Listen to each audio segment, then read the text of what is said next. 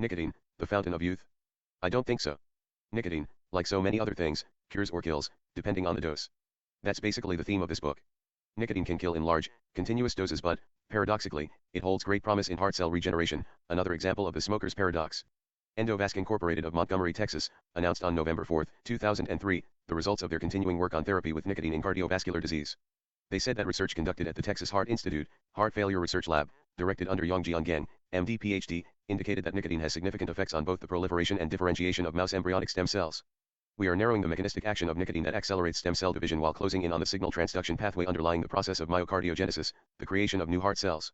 In his study, Dr. Geng used embryonic cardiac stem cells isolated from rodents cultured in special media to support their growth and development. In cultures treated with very low levels of nicotine, the rate of stem cell division increased significantly, compared to untreated cells. These new findings confirm and extend earlier studies conducted at Stanford University that support the growing theory that nicotine can boost stem cell regenerative powers in patients with chronic or congestive heart failure. The Texas Heart Institute research team also performed adult stem cell transplantation for heart failure patients in collaboration with Brazilian cardiologists. The results were not reported in the company press release from which this material was derived, so, while you are waiting for science to apply tobacco for the regeneration of your heart, damaged from the bad nutritional advice of the US government and your cardiologist, light up 3 stogies daily but do not inhale, and that's not a bad Clinton joke, but this doctor's advice, based on 50 years of experience. Rev. Press release Endovasc Incorporated November 4, 03. A smoker with an infected heart who gets blamed for the death? It is now fairly well established that certain infectious organisms are related to heart disease, especially H. pylori and C. pneumoniae.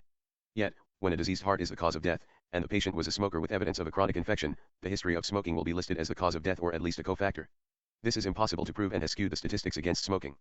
Compounding the problem is the fact that infective organisms may be present in the tissues of the heart but were not discovered because the blood tested negative for antibodies to the organism. So the tissues of the heart were not examined for organisms and smoking got blamed as the cause of death.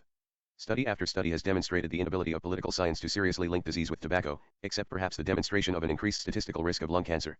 The dogma from which political science has proceeded in the last 30 years, tobacco is the cause of disease, continues to lack credibility.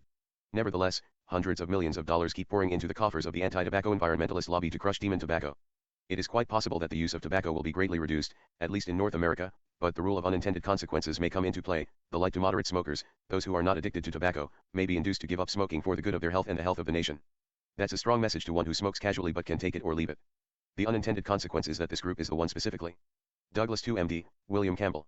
The health benefits of tobacco, the surprising therapeutic benefits from moderate smoking.